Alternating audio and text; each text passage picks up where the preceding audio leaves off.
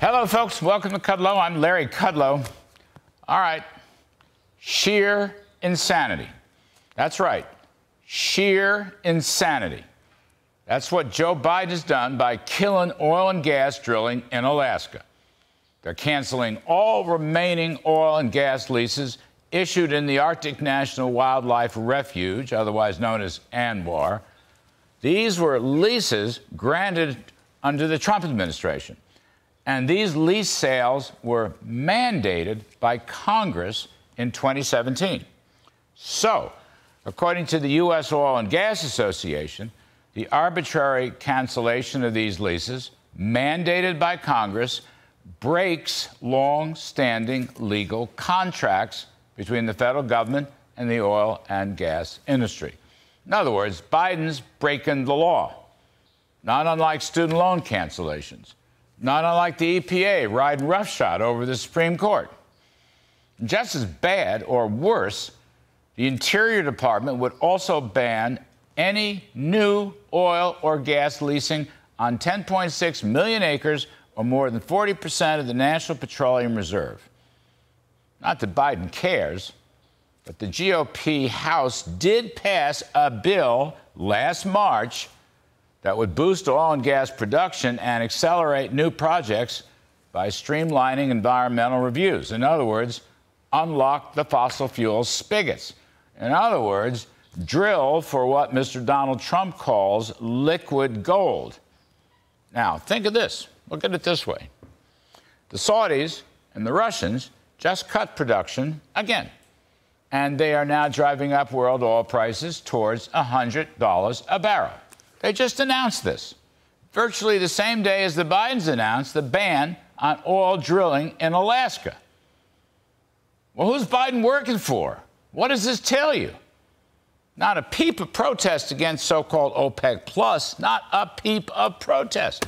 Who is Biden working for, us or them?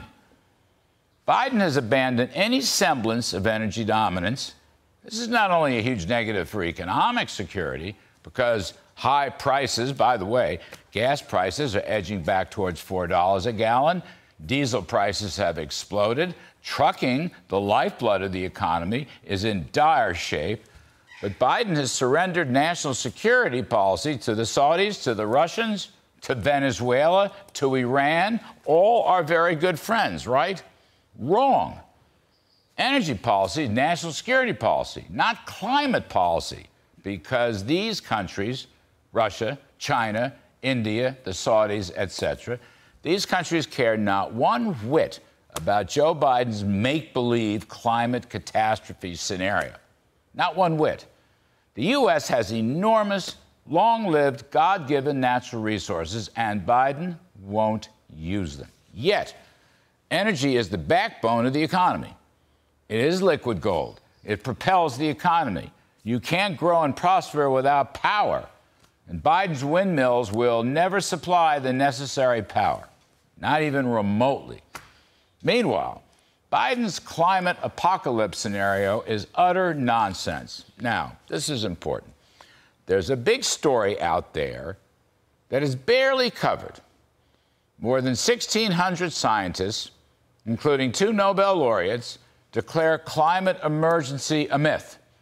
Now, you can find this story in conservative publications, The Federalist, Just the News, Epoch Times, and there was a related story in this week's New York Post.